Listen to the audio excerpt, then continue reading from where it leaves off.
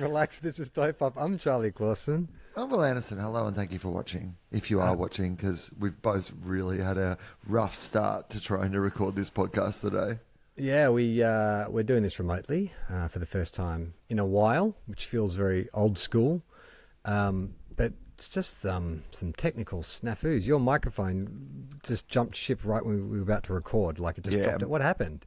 Just said I don't want to be involved in this.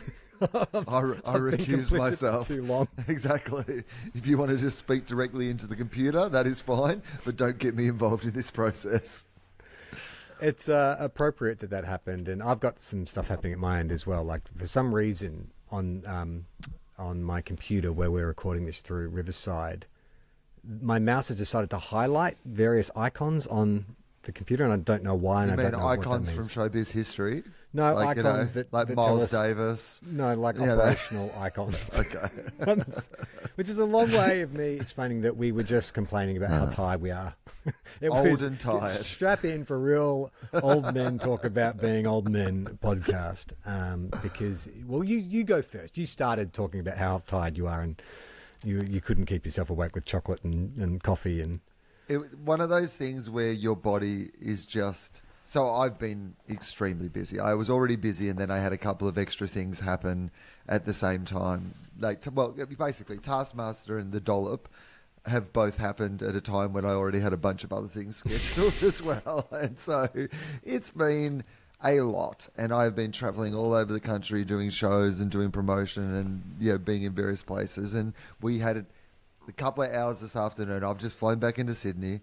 I've gone and collected Ramona. We've come back to the apartment, and I've just got to get these two podcasts. It'll be fun. Charlie and I'll have a good time. We'll have a laugh, and then then I can get some sleep. Then I can get some rest. You know what? I'll just have a couple of cups of coffee. I'll have some chocolate. Everything will be fine. I've done this before. I've been here before. This is what works. Charlie, it didn't work. I felt like doing a comedy gig where I've opened with my best joke and it's got nothing, and I'm like, oh shit, I've still got another 59 minutes to go. Your tolerance is too high. Have you been dosing with sugar and caffeine thus far throughout this busy schedule? Like and like micro dosing in that it's been constant, but not micro dosing in that it's been micro. So macro dosing on a micro dosing schedule is what I've been doing with coffee and chocolate. I'm new-ish to coffee. I didn't really start drinking coffee till my mid-30s. And I now have I love a coffee. I'll have at least one a day. But I don't get the hit anymore. I used to avoid having coffee because even like a single cup would make me anxious. Yeah. What do you call it? It's like a single shot would make me anxious. And now I do double shots. And I feel nothing, Will. I feel nothing. Is that when I now need to escalate to 3 to 4 coffees a day to feel get that buzz? Nah, because you're going to be like me and just be chasing it, like having 7 a day, and it's not touching the edges. Have you seen what happened to Will Anderson? He's in an alleyway, begging people for pods. What's a what? Heroin? No, guava. Yeah, pods aren't good enough for me anymore. I've kind of, now that I've got the coffee machine at home and I've upgraded to knowing that I can just do that myself, I feel like, when you hear about one of those celebrities that's been like a heroin addict for 40 years, but you didn't know because they just always got really good quality heroin and they were able to sort of keep their... I don't think people know how much of a coffee problem they have, because out in public, I might have 3 or 4 and they're like, oh, you drink a lot of coffee. And I'd be like, oh, if only you knew my secret shame. If only you knew how many local beaneries I had to go to buy small bags so they didn't know how many I was going through. I mean, it is true, because I've been friends with you for a long time, and a coffee addict would not even be one of the top 20 descriptors I would use for you. And even when we record the show in studio and we're together for a few hours, I wouldn't even... I mean, now that I think about it, you do go get a coffee when everyone else is getting food. Yeah. So I really, now I'm going to have to just rake back over our entire friendship. And now all of a sudden it's like the usual suspects where it's like, wait a minute, I saw Will at that Gloria Jeans 4 times in the one day. So the nice thing is that I can do a lot of my coffee drinking in secret in the morning. So by the time I'm seeing you, it might be like 11 o'clock, 12 o'clock. Oh, wow. I could have 5 under my belt at that point, and you just don't know. So the fact that over 4 hours of us recording, I might only drink 2, that seems appropriate. In a public-facing, public-presenting way, it seems appropriate. You know where it gets me, though? Gruen days. Like filming days, studio days. Because not only, we have the dangerous combination of I am tired, so I am doing things, so I kind of do need the caffeine hit. I am in a studio for a long period of time where everybody's observing me, so it's hard to sneak away to have like a secret caffeine hit. And it's a situation where someone will provide me a coffee anytime. And in fact, often, like, you know, the question is being asked, hey, does anyone want a coffee? And in that situation, I find it impossible to, like, I mean, if people are going to get free coffee, I'm not going to say no to a free coffee. Like, that's so often on a, like, I mean, the ABC has on tape me drinking at least 7 large coffees a day for about the last 10 years. They've got recorded somewhere probably. So has that come up in every like contract negotiation? Yeah, it's like you've blown be a the real budget shame if on coffee. this came public, Will. I mean, I'm sure you'd like a 10% extra this season, but we've got these tapes here. I hate for those to go to the Daily Mail.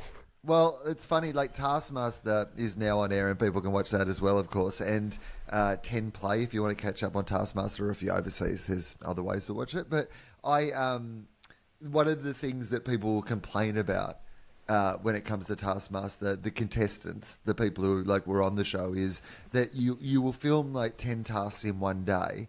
And so you're at the house from 7 in the morning to 7 at night. And in between the tasks, so a task might take 15 minutes, but it might take an hour, like, or more, you know, it could. And you don't know necessarily how long things are going to take or how long they're going to take to set up. So your day, they like to keep you in the dark the whole time, not literally, but almost literally, because they put you in this room where you can't look out the window because they might be like setting up something that you can't see. And basically you just sit in this room by yourself, and it's not enough time to like settle into a book or like, you know, kind of lie down and have a sleep because you don't know how long it's going to be or what you're going to be doing next. Everybody I have talked to complained, like they were like, oh, it was like, you know, that was the hardest bit about it, just sitting around not knowing. And all I could think of in my head was there was a little basket of like snack-sized, party fun-sized chocolates, that they would replenish every day. And they weren't just Australian snacks because it's filmed in New Zealand. There was the equivalent of like local New Zealand varieties of like what we would find. You know, so things that were almost like our ones, like the equivalent of the Mars or the Morrow, but it was just But like... they don't have Mars bars in New Zealand. Well, they may well have, but in this Not selection, in this there selection, was... right. Like, What, there was... Some give of me the some names. standards... Did they have weird-ass New Zealand names for things? Like, can you remember any? Oh, I can't really like remember. Zonk? Was there like a character? Yeah, but that's what it'd be like. It'd be like the kiwi fruit flavoured Zonk.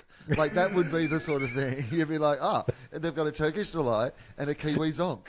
Like, yeah, right. Okay. Like, so you kind of recognise things and then there'd just be like a little twist in there. Something that was quite popular in New Zealand that maybe, you know, hadn't crossed over. Yes, that's right. So what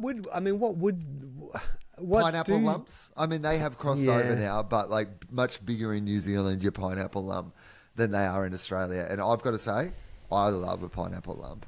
So that was real. That was my sweet zone. I was like, yeah, I love a country So is that a respects... pineapple lump, because I'm not even sure if I've ever had one. Nah. Is it like the apricot delight, but with like, so it's more of a, would you describe it? Is the texture a bit more kind of thick and gritty like a apricot delight, or is it more jelly-like? It's not jelly-like. It is actually more taffy-like. It's got a taffy-esque sort of, like, it's very artificial pineapple-y. Like, you can do... When I checked into the hotel, this is how much they love the pineapple lump. I was saying that they put you... The nice thing is, at the end of the day, you go back to quite a nice hotel that has, like, a bath. You can kind of recover for the next day. And this hotel... you know what, like in a fancy hotel, sometimes when you check in, they'll have like a little fruit platter or like a cheese board or like, some sort of welcome gift. Yeah. Well, so in this one, they had like a fancy chocolatier dessert style fancy deconstruction, like, or They fucking reconstruction. knew who was staying in that room. They did some research. I reckon that's not the same for every room. Surely No, not. it was like of the pineapple lump. It was like a dessert inspired by a pineapple lump, and it had like actual pineapple and chocolate and whatever. But the pineapple lump, it's kind of a chewy, taffy-esque like pineapple kind of flavored filling that has just like a choc coating, like a Cobber or a Mate, style. Right. So is it darker or milk chocolate?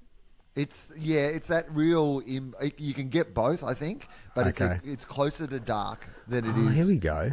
than it is to milk. Oh, so you can get them in Australia. Yeah, you can now, but like Oh, right. they're big in New Zealand. Okay. Yeah, I get you. Uh-huh. I get you. It's more like a Pascal or clinkers, except softer. Right, it's the filling's like a clinker, or It's definitely something that you would find in a Pascal range. You know what I mean? Like, Yeah. you know how they have some other ones, some chocolate caramels and those sort Yeah. of things. It definitely belongs in that zone of sweets. I have had one, Yeah. and I know I don't like them because that texture, that taffy texture, to me, it tastes stale because it's Yeah. kind of that. It's it got a doesn't- certain staleness to It's it, a- which yeah, I it's- enjoy, but it's a but I texture. understand. Yeah. You're like, is Like it meant to be this chewy? It's dry. It always Yeah. asks the question in your head of like, is it meant to be like this? Like when my dad watched Meatloaf sing at the AFL Grand Final, and he turned to me and he said, "Is this meant to sound like this?" I feel like you get that sensation when you have a pineapple lump of like. But once you've had like 8 or 9 of them in a row, you really get into the vibe of them. Yeah, I could see that too. I mean, I do like I was going to say the sweet and salty combo, but it's really sweet and sweet combos. It's like you thought chocolate was sweet. Well, here is the sweetest fruit of all in confectionery form. Well, so they had this replenishing bowl of, and by the way, this bowl did not just have sweets in it. There was like bananas and fruit and healthy options that were untouched for my entire stay. But I did want to try all these local New Zealand, and also they had a barista in the house. So anytime you went to your room, if you wanted, you could get a cup of coffee. And so for me, there was a chair in the corner. So I got a fresh cup of coffee. There were New Zealand chocolates to eat. It was kind of the best part of my day. I was like, can't wait to go back to the room. I do like that about a hotel. Like if a hotel has made the extra effort and you do get like, just give me a couple of free bickies. Yeah. I don't need a lot. But then knowing that when I come back at the end of the day, there'll be a fresh set of bickies in the coffee set. Yeah. That is enough to make me like, have a glowing endorsement of said hotel. I've been trying to make cookies. Gemma was like, because, Gem doesn't have a sweet tooth, but Iona and I clearly do. And so Yes. I've been enjoying this phase of parenthood where I've been baking a lot of stuff and like, hey, you like that? You like Yeah. that? It's fun. I've got someone to share it with, like it's not as much fun when you bake a cake and eat it on your own. You feel shame. Yeah, But when you've got someone cheering you on, sure, she's 4, but still, like, it's an endorsement. She's an enabler. Basically, I'm raising a sweets enabler. I don't know if she's an enabler. It feels more like you're a pusher than she's an enabler. I think, that was Gemma's point, is that Yeah. you're pushing too much. So I've been trying to look at, like, healthier options, and I know you fucking hate this topic when I talk about it. But No, I enjoy you talking about it. I just enjoy making fun of you when you talk about it. you should, because I've had such little success. Yeah. So in my later years, a sweet or a treat that I used to dismiss as being an old person's treat, I now count as my favorite thing if I go to a bakery. You can probably guess what it is. Think of what is the most traditional treat, like not necessarily dessert. I wouldn't even classify it as a dessert, but it's like a sweet treat.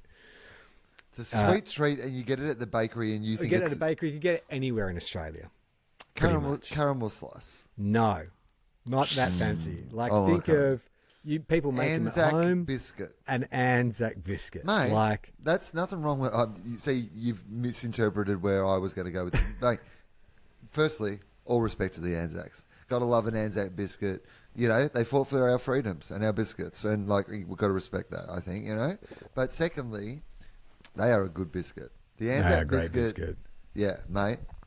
Like the Anzac biscuit, there might be a time where we as a country or as a human species grow out of war, and we look back on our glorification of war as a bad thing, and the memories of the Anzacs and the people who came before us are long gone. But I guarantee you this, Charlie, the Anzac biscuit will live on beyond that, because it is a fucking great biscuit. It is a great biscuit. Yeah. And so at my local bakery, they do like a giant Anzac biscuit, and that's a real treat, because I kind of ebb and flow on the style of Anzac I like. Generally speaking, I like a crispier one. Talk me through it. Crispy on the edges for sure. You want that caramelized, I like a dry biscuit. I don't like a soft cookie or a soft biscuit. You mean like a dry biscuit in general? Well, I like a dry biscuit in general with my cookies. I don't really like gooey, soft-scented biscuits. I like ones that crunch. But having said that, my bakery, the giant one, they do what I think you're about to describe, which is golden crispy at the edges, and then you chew into this delicious soft center. And it is amazing. Like it's a sweet treat to beat the heat. I can't think of a better way to describe it, but it is the beyond. And they do fancy cakes, and they do brioche donuts and everything at this bakery. But I will go straight for that Anzac biscuit. So Iona went to the dawn service this year, and they made Anzac biscuits as part of a thing for daycare, and so she was quite into it. And I was like, oh, that's funny. Like, I remember Mum making Anzacs, but I've never actually made them myself. So I looked it up, and it's like, this is a piece of piss. I could make this. I've made Anzac biscuits. So real pretty easy. Simple recipe. Yeah. But once you make them, Will, like, talk about giving a crack addict keys to the meth lab. Because I was like, I think I made a dozen. Yeah. And so Ian and I, we let them cool down. We had one each. And then that was like in the middle of the day. And then at supper, after her dinner, I let her have another Anzac biscuit, and I had one as well. How big are these biscuits? Not like insanely big. Probably not like a cafe size one. Not cafe size. No. Probably the size of a drink coaster. Okay. Like that big. I only goes to bed, and I'm like, well, I might just. Normally, I do a bit of an intermittent fast, and it's getting towards 8 p.m. So I've got 15 minutes. I'll have a nice cup of tea and an Anzac biscuit. Yeah. I ate that thing within a minute, and then I was like, I've got 14 minutes to eat the rest before my fasting window begins. It's a great thing about fasting is that as long as you shove those Anzac biscuits in your mouth in the next 14 minutes, then that is a healthy way to eat. It was like every action thriller where there's a countdown clock in the control room. I had my eyes on the microwave, just shoving Anzac cookies into my mouth, like washing it down with water, it was so good. But I was like, oh, this is dangerous because it's so easy to make. I have those ingredients on hand at all times. Yeah. Oh, because prior to that too, I'd been experimenting with making like healthier, high protein, low calorie, like baked goods. So essentially, if you take yogurt and mix it with any kind of self-raising flour, you have the basis of a bun or a naan or a donut if you want to, baste it in butter and roll it in the sugar. So I'd been trying all those things out in the air fryer, and they're okay. But it's one of those things of like, if I'm going to have a Coke, am I going to have a Diet Coke, or I'll have a Coke. Like if I'm going to, I don't have it that often. So if I'm going to have it, why not go the real deal rather than this? Anzac cookies though, I was like, oh man, like I want to keep eating these, but I can't keep eating these. So I started looking up healthier options of how to make an Anzac biscuit.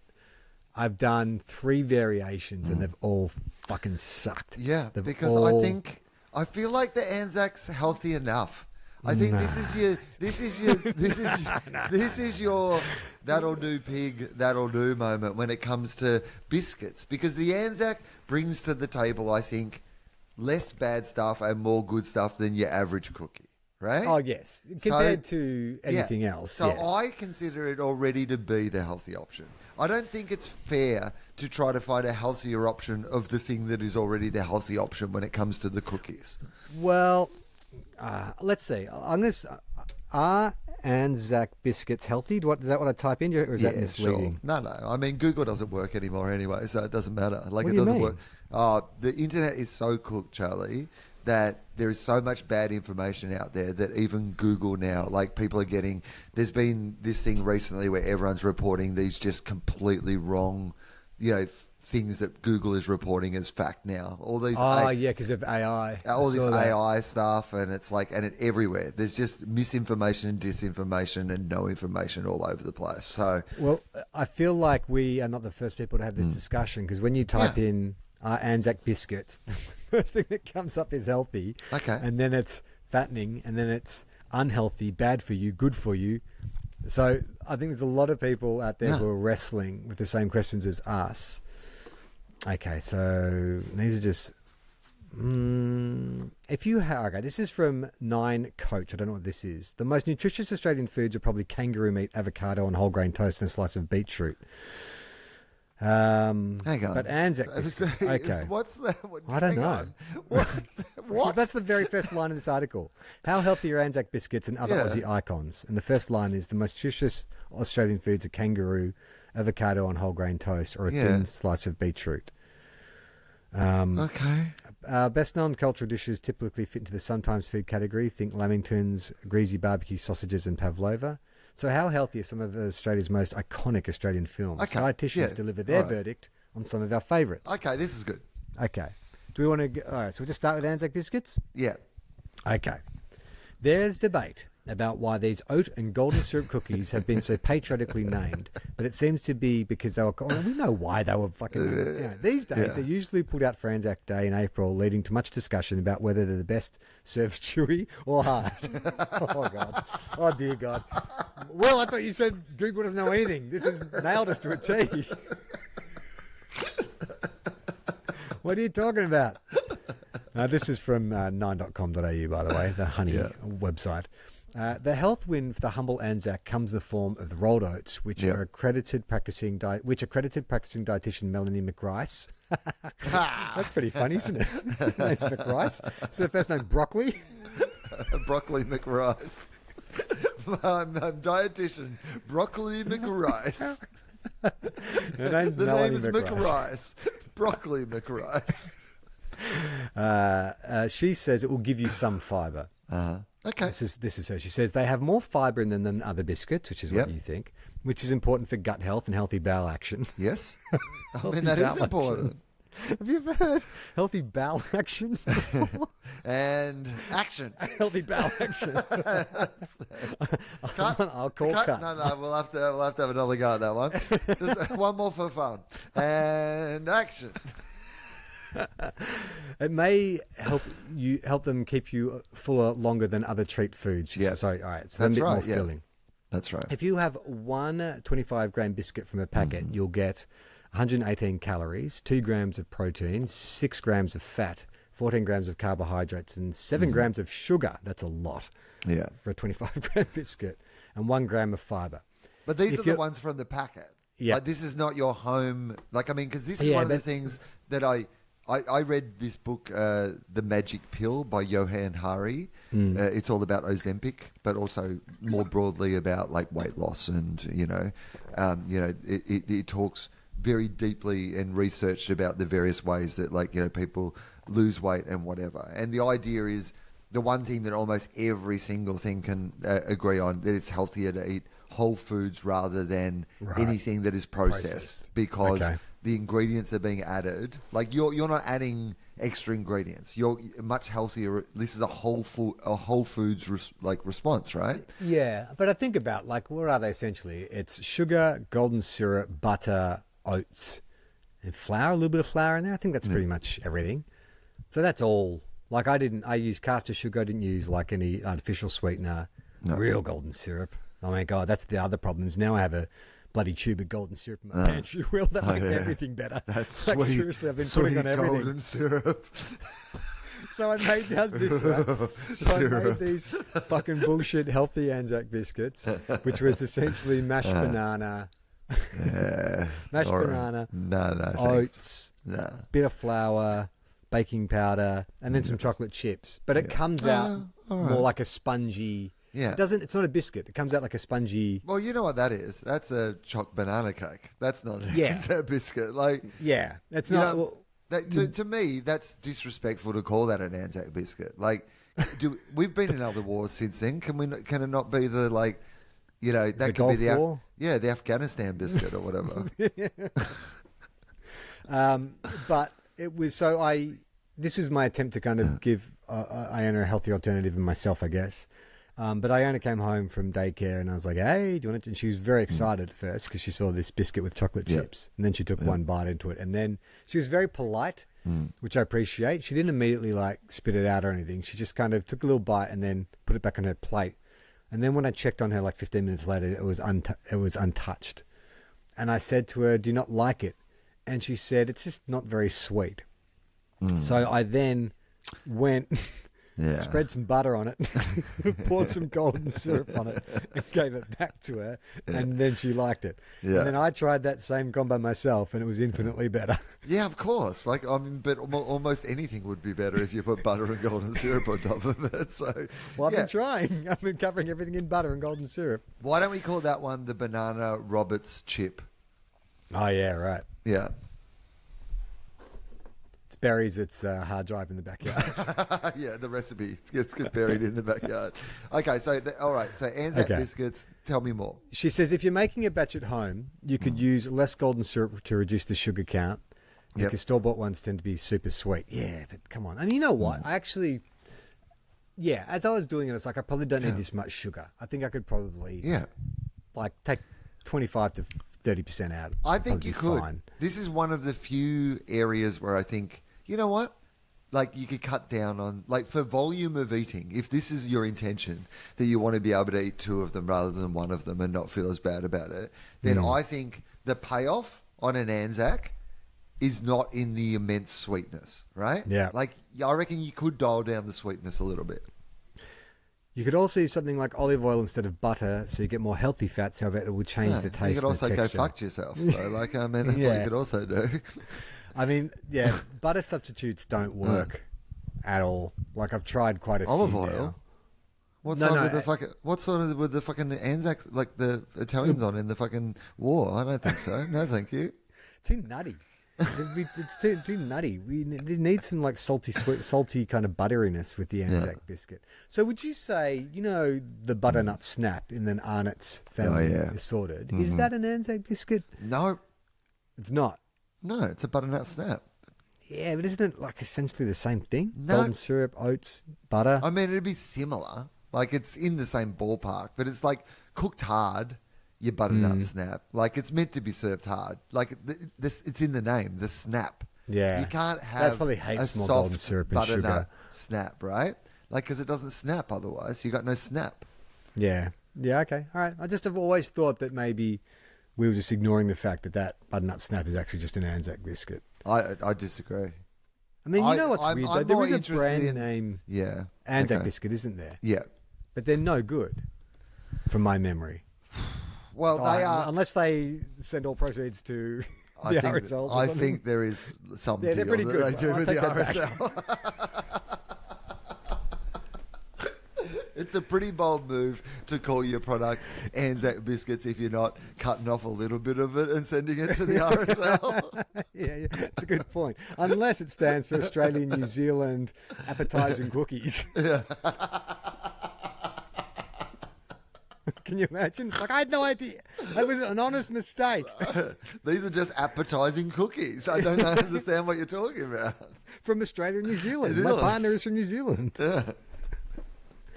I have also been tied, Will, because as mentioned in the last episode of, or maybe even previous episodes, I can't remember when we talked about it, but I have a puppy now. Yeah. And I had forgotten how much work it is looking after a puppy, especially in that first few weeks with the toilet training, and you can't take them out because they haven't had their full vax and all that kind of stuff. And Gemma went away for 2 weeks, so I had a toddler and essentially a newborn. This thing was waking me up every 2 hours, and it's funny too because like someone told me that dogs, so wolves apparently don't have eyebrow muscles. They don't have the muscle under there that that dogs have, so dogs can raise their eyes and create these expressions. That is something that dogs evolved in order to be more appealing to humans, seem more empathetic. And it's also the eye contact. They're one of the few animals that give us eye contact, and humans like love and crave eye Look at contact. me. Yeah. Watch me. Look at me. So this dog, man, like the first few nights, I think I just forgotten. I just was like, oh, I've got a dog and it's going to put it in my bed. And then starts like pissing and shitting everywhere and destroying everything and sharp little teeth and running away and hiding under furniture. And I'm like, oh God, like, oh God, I was not ready for this. To the point where I was like, can we give it back? Can we give it back, Jim? Oh, no. Well, do you think Iona would notice if we just we What gave a it back? horrible life lesson that would be for her. Like 20 minute- years from now, when do you think your trauma started? Oh, I can identify it. Oh, don't worry. I was weighing up. It's like, how much money will I need to spend on her therapy versus how much how Heaps. much misery is this the dog? answer of going, we got you a puppy. Oh, the puppy's not here anymore for reasons.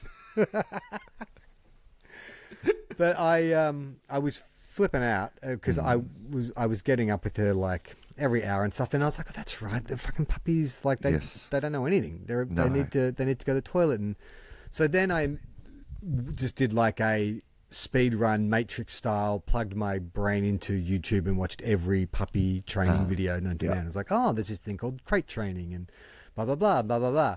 So I've managed to turn it around, like steer that ship around. Like 2 weeks ago, if we'd done this podcast, I would have been like beside myself. I was getting probably like 2 or 3 hours sleep a night, plus trying to do work during the day. Oh, and also we've got renovations going on in the house. So it's good. It's been real cool, real cool situation. But like it's now at the point where, I went to this. So I found out about crate training, which is apparently the best way to not only sleep train your dog, but also toilet train them. Give them an area to sleep, and then they're going to look for a different area to wee and poo. That's essentially the idea. And so, I set up a little poo area on the back deck out there. She's got the handle of that. But now it's become this game of like, what is this cry? This whimpering. Is this I need to go to the bathroom whimpering, or is this I just need a cuddle whimpering? Because I now like have got to the point where I'm quite willing to tough it out for like, my dog trainer friend told me 15 minutes. If it's more than 15 minutes, it's serious. Get them out. But she's never quite got to that point. But she's really pushed it. But it is this thing of, I've been playing this mind game of what am I willing to ignore or drown out? Like, this is like a real test of mental strength, that like this sound, which is speaks straight to your heart, and you just feel so much compassion and want to do something about. But it's like, can I just spend the next 12 minutes just like blocking this out until she falls asleep, and then I can get some sleep as well. And it turns out, yeah, it's the long term. Like, you're sacrificing short term, reward or whatever it might be, comfort, for what is hopefully long term gain of you having a healthy, adjusted, dog that because this is all for the dog as well. Like, yes. And that's what you've got to remind yourself is like, this is actually for your puppy. This is for them to have a better life if they like understand what is, because they want to know what's required of them. Like, they're looking for that information from you. You're allegedly in charge of the household, and so they're looking to you for guidance. Well, the way she's going to puppy preschool, the way the puppy preschool teacher described it is that dogs, they don't want complexity. No. They want you to make it simple for them. We don't want a lot of choices. We don't want options. No. This is where I sleep. This is where I eat. This is acceptable behavior. This is unacceptable behavior. This is comforting to me that I know where, like, I've been freaking out because I've been shitting where I sleep. I'm not into that.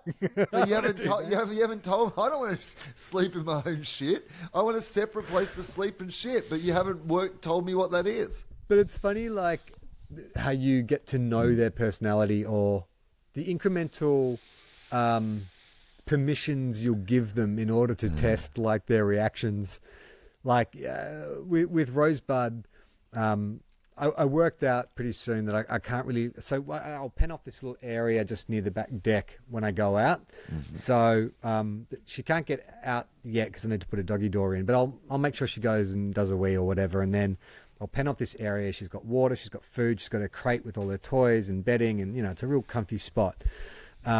And so I started experimenting, going out for like 20 minutes, half an hour, got up to an hour. I was able to go to the gym, come back. She seemed fine, wasn't distressed, seemed to be snoozing, whatever.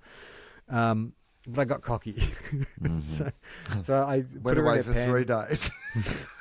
I only went for like 2, maybe 2.5 hours. I took Iona Yeah. to the public pool. And when I came back, she had destroyed like the crate. Like I don't even know how she managed to do it. Like I guess by dragging out her blankets, the blanket got wrapped around it. She managed to flip her crate. Doggy bowls were gone. She trashed that. Then she'd torn down a part of the pen fencing to get through to the back doors and the flywire where she had shredded, not only shredded, but ripped the flywire out of the door, like both doors. The not just the flywire, the lining as well, the rubber lining that holds the flywire in place. Like it was carnage when I came back, and I was like, all right, I guess we've found what the line is. 1 hour acceptable, 2 hours unacceptable. I'm sorry. We won't be doing that again. That's pretty impressive, though. Like, I mean, there's got to be a smaller amount of you that's like, wow. I mean, I was. Well, the thing was, when we first spoke about getting this dog, and I said part of the reason we got her was we got her, so she's a cavoodle, a Cavalier Poodle cross, is that they're good with kids, they're, smallish dogs, blah, blah, blah. And I was saying I didn't want another Jack Russell because we have a lot of wildlife and they're ratters and all that kind of stuff. Well, it turns out King Charles Cavaliers were bred specifically for catching vermin. So she's already caught a whip snake. Like 2 days ago, she was out on the front deck and she caught a whip snake. Yeah, like must have been a baby one because it's only about that big. But I was like, I think it's okay. But snakes can have a couple of holes in them, can't they? So put that back in the shrubs. You'll be okay.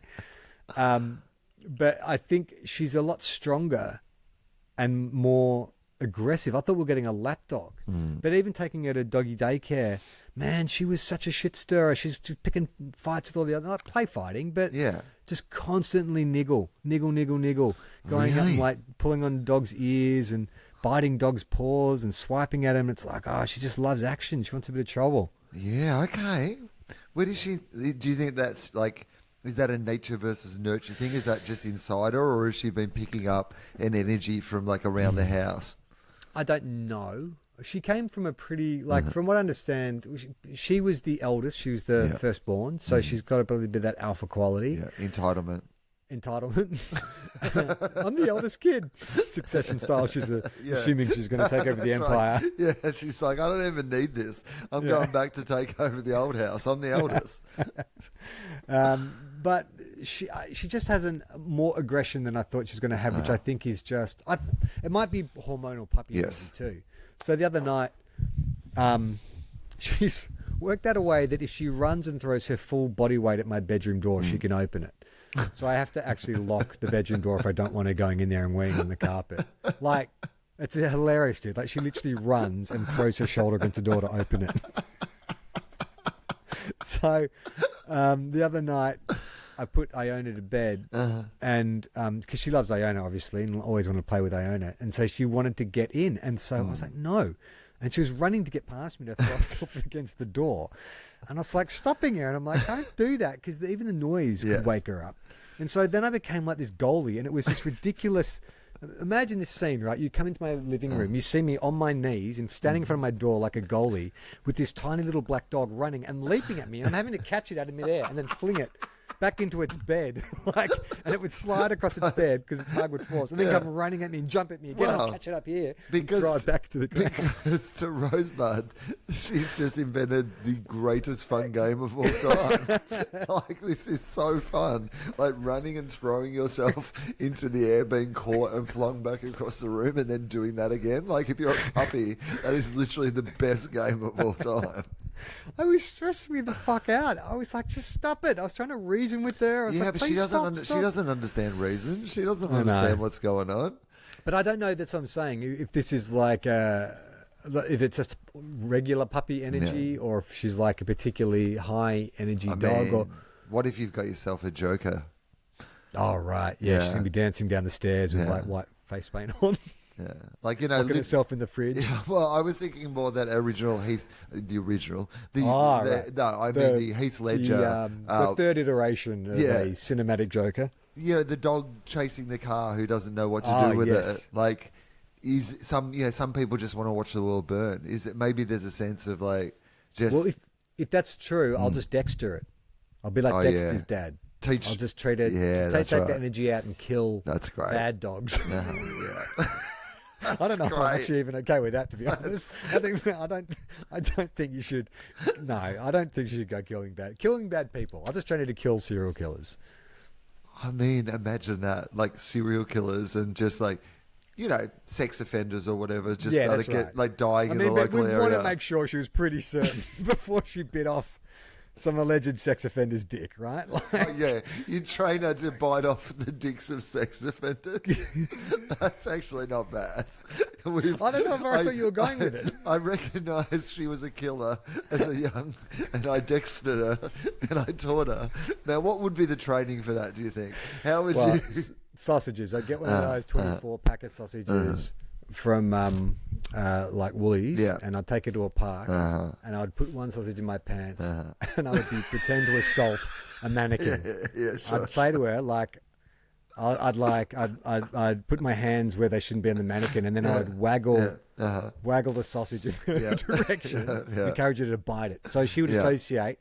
If you see but then she might bite the dick off two consenting. Yeah, that's right. Like lovers. it might just be somebody like dancing the lambada or something, like at an outdoor salsa So how festival. do Right. Okay, can we train her like if she hears some kind of distress or defensive action? That's if good. if she sees someone doing that while also having someone, she runs in and bites the dick off someone Okay. or the boobs because she doesn't discriminate. Apart from sex offenders, that's the one group she's happy to discriminate against.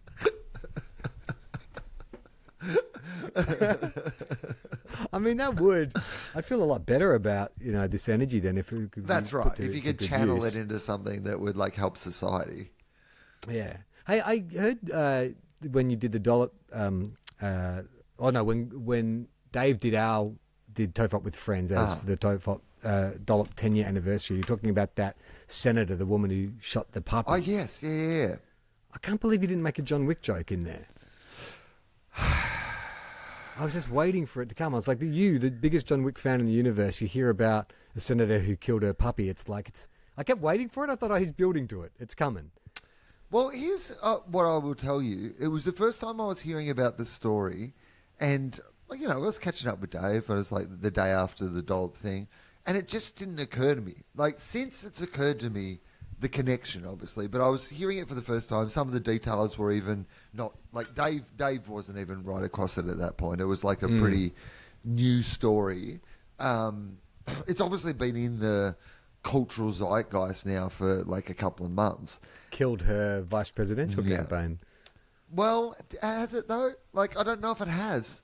Honestly, I feel like there's still a chance that it could actually. There's going to be vice president. Yes, I mean, worse or weirder things could happen. Yeah, I was going to say, But- in the realm of possibilities, it's not the most outrageous proposition, is it? Yeah, but like if you're going to like make the John Wick reference, does that mean that she would then have to hunt herself down? Is that the No, someone. I thought the joke you were going to make is, Keanu Reeves. But Keanu Reeves better not hear about that. That's where my mind went.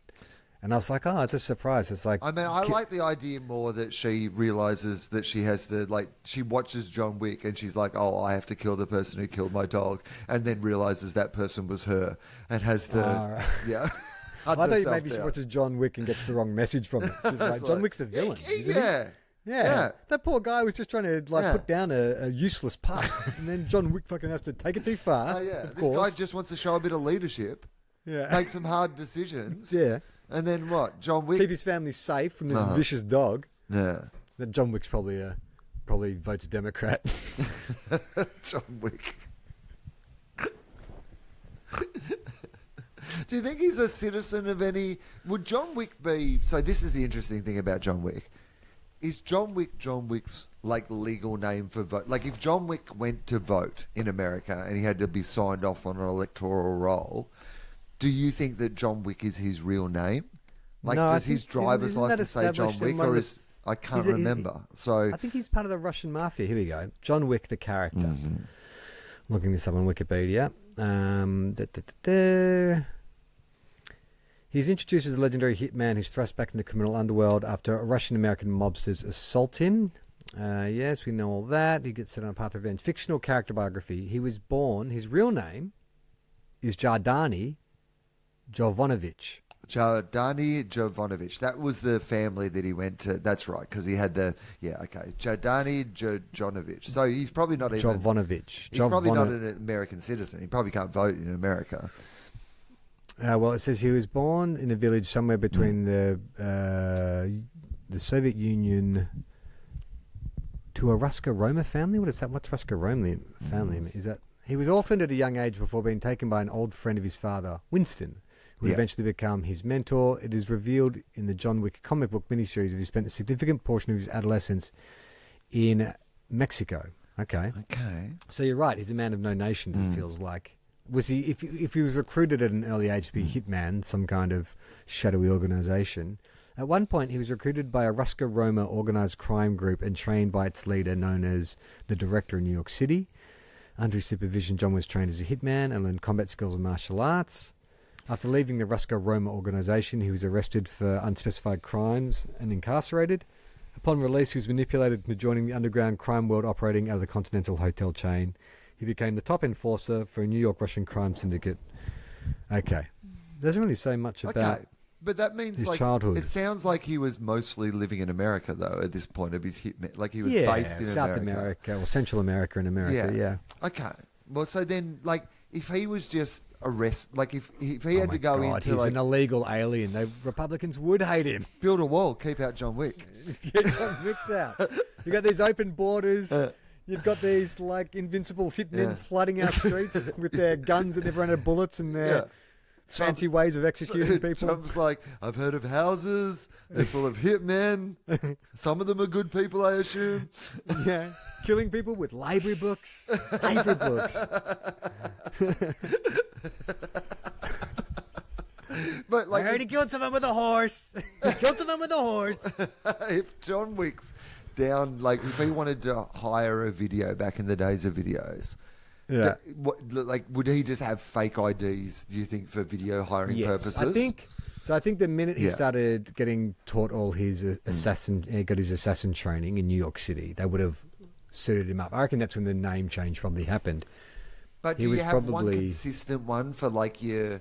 Because, I mean, you've still got to get, like, power on in your apartment. And you've still got to, like, you know, be able to, like, get a library book out or whatever it is. I guess John Wick is his professional name. Yeah.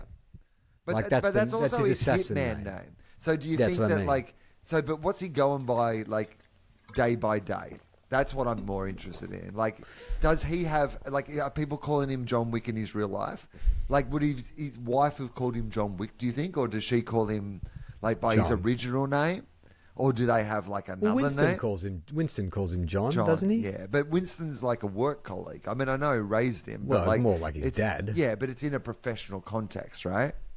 Yeah, I guess so, because you don't really see them not talking about work. And then there's Halle Berry, but she kind of used to work with him as well. Yeah. But they all call him John because he's now John. But he wasn't John. Do you think maybe he's just got a different surname, like for when he's signing bills? Like he's just, I don't know, John Simpson or something maybe really it's like ordinary. Jonathan Wick.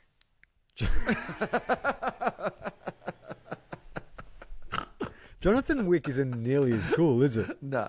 Or Ron. Jonathan Wick. What about Ron Wick? Ron Wick. I'm Ron Wick. Jack Wick. Well, Jack Wick's actually pretty good. John Wick and Jack Wick. Because Johns become Jacks, don't they? Like JFK. Yeah, all right. So he's Jack Wick. Maybe he's Jack Wick on his bills and John Wick when he kills. All right, Hilltop Woods.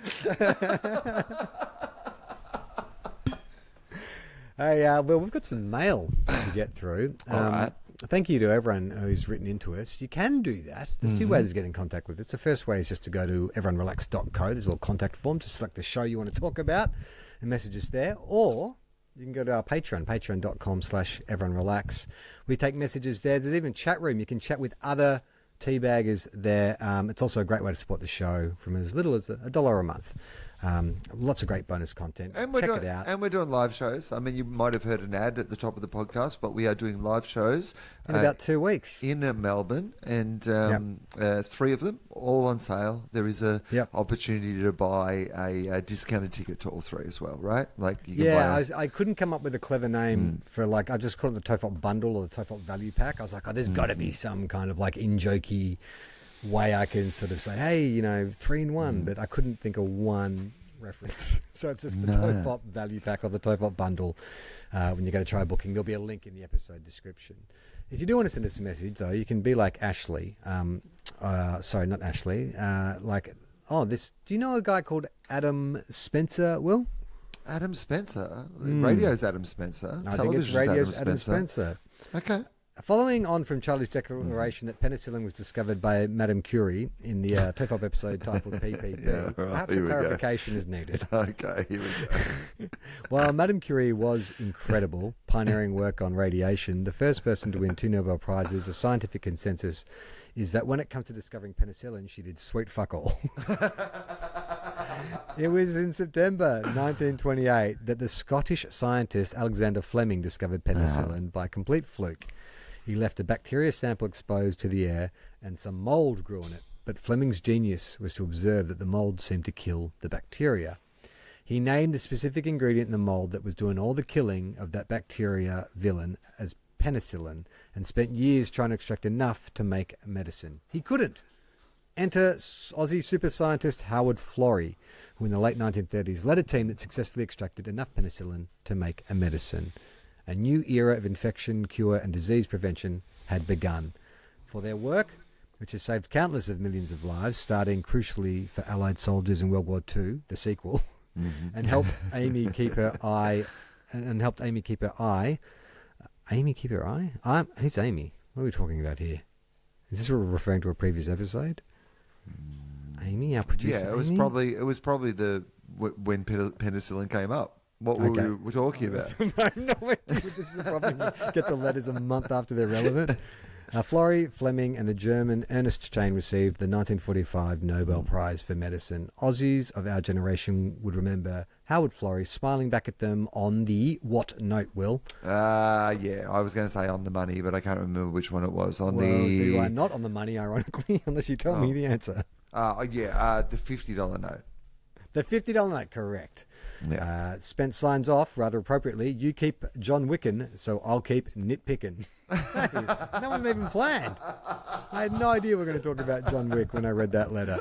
Apart from the fact that about 1 in every 4 episodes we talk about John Wick. This is from a guy called Josh. Charlie, please stop touching your electrical system. Dear boys, I've been listening for coming up to 12 months. And I am evolving as a human, as you guys and the podcast are, and it's been a great ride. Although one thing has bothered me recently with Charlie believing he's a Sparky. My electrical contracting company does multiple insurance jobs per year when there are electrical fires, and in my experience, the faulty party is usually a middle-aged man who's decided he can go to Bunnings. I can do this. I reckon I can sort this out. Their home. Charlie, you're a few years off, but don't become a statistic. Love your work. Come back to Wagga Wagga soon, Will. Have you been back to Wagga Wagga yet? I will be in Wagga Wagga. When's this coming out? This week? Next week. That's right. Yeah, this week. So 2 weeks from now, I will be in Wagga Wagga at the Wagga Wagga Comedy Festival doing my show Will Legitimate. It's literally in 2 weeks' time, so please come. Amazing. Okay, this is from Ron. You might remember I asked a little while back, we're talking about Bluey, and I was saying, are they like pets in Bluey's World? Well, Ron has done some investigation. He says, you asked if Bluey had pets in their world. I'm a little too well-versed in kids' TV as the father of 10. Jesus Christ, Ron, what happened? You don't have to do that anymore, you realise. Like, we have penicillin now. People live a lot longer. You don't need your kids to look after you. 10. Yeah. I mean, I'm from 10. 9, and that was too many. What do you reckon? Good on you, Ron. Good on you, mate. Ron Wick, is this? I've been subjected to 20 plus years of children's programming. My second youngest is 19 months and is obsessed with Bluey, and my 11 and 7-year-olds were fans a few years ago. In one Bluey episode, they're playing shop, and her friends from school are out in the woods, and Mackenzie is pretending that Honey is his pet kitten at the kitten store. Oh, that's right. I remember that episode. There's another episode where Bingo and Bandit find a budgie that's been hurt by a cat, and they take to a veterinarian. Veterinarian? Yeah. Bandit specifically goes to a doctor in another episode, so logically you don't have a veterinarian's office without pets. I know Bluey tends to be Will's ratings nemesis, so I do apologise on the intel, but it might be helpful. That is very helpful. I remember now that episode where they play Pet Store and the episode with the dead budgie. So that's fucking weird, then. So they don't have pet humans, though, which was, I guess, was it a Planet of the Apes situation? They have other animals. And there's a magpie episode where they have to cross this park and this magpie dive bombs them. So there are other animals. But there's no humans in it at all. No. Like, this is a world in which dogs have evolved to be the humans. Have merged. Evolved. Corey Bernardi was right. Someone fucked a dog because of gay marriage, and then we evolved to be dog-human hybrids. Yeah. It's the most heartwarming, very horrible, brilliantly written dystopian Australian TV. Yeah. I will not have you slander it. No, it's against God's will. That's what I'm hearing. One final letter, and then we can get out of here. This is a question about reboots. Hi gents, love all your pods. While listening to Charlie and Mr. Sunday Movies talking about movie reboots, it occurred to me that cover songs are very similar. Like a good movie reboot, i.e. Mad Max, the best cover song seems to be the ones that really change things up. I'm a huge Beatles fan, but I have to reluctantly concede that Joe Cocker's version of With a Little Help from My Friends may be as good as the original. But actually, it's almost a different song. The reinvention is the key. Yes. Does this apply for other great cover songs? Just a bit tangential. A bit of a tangential thought I had while listening. Keep up the great work. No, my favourite cover song of all time is Johnny Cash's version of "Hurt" by the 9 Inch Nails, and by 9 Inch Nails, not the 9 Inch Nails. I have turned into a middle-aged man now. Be it 9 Inch Nails. The 9 Inch Nails, the 9 Inch Nails, I believe they're called. But because it is so different, and maybe this is. I mean, look, we've talked about this a bit over the years, and I think it's maybe what the success of the Joaquin Phoenix Joker movie is, that it does feel a little bit like it was like a different take or a reinvention of what you're expecting to see in that genre, rather than making superhero movie after superhero movie, making something but like twisting it. Yeah, and it's the thing that James and I talked about in that episode is like that fan service of like, oh, you remember these costumes? Yeah. Oh, you remember this bit of production design? Oh, you remember this line of dialogue? Like, who gives a fuck? Like, I liked it in the original version. I don't need to see it shotted out by an actor who's now 30 years older squeezing into the same costume they wore 30 years ago. Did you talk about Ghostbusters? Could Ghostbusters... Well, I think we're talking about it. Yeah. Because that would, like, to me, seems like the sort of thing of going, it would be... They won't do it because it does not seem to be what they're doing with Ghostbusters. But... like the idea of actually just going, make a horror version of this, or whatever it is. Like, you can take the storyline and twist it into something, very different to what it is. I think could work for like a franchise or an IP like that. I was literally watching an interview with Dr. George Miller before he jumped on, where he was talking about the post-apocalyptic genre when it came to doing Fury Road. He said, like every movie and video game and TV show that was post-apocalyptic embraced the idea of desaturation, that color gets drained from the world, whereas I have always felt that if we were returned to a primitive time, there'd still be a lot of beauty in the world. It would still be creating things that were aesthetically pleasing, and so that was the kind of fundamental design vision for the look of Fury Road, and now I'm assuming Furiosa.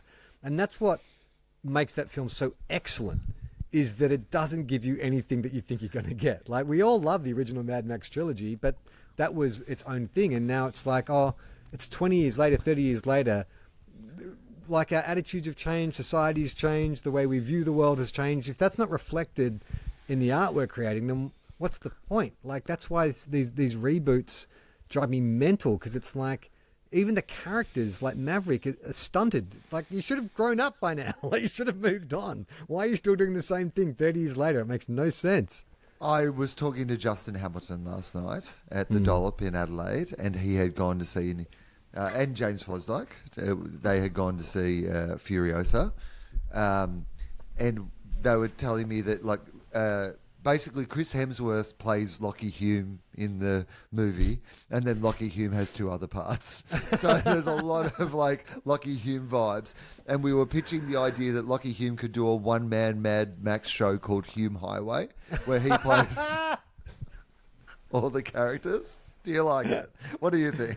I think that's great. That's definitely like a one-man show. And I reckon he'd be up for it too. Yeah, I reckon. All right, that is TOFOP this week. Yes, the tickets still on sale for all three shows. We're doing them June 15th, July 6th and August 3rd at the Basement Comedy Club in Melbourne. We'd love to see you there, but we'll be back again next week with a new episode. I'm Charlie Clausen. I'm Melissa.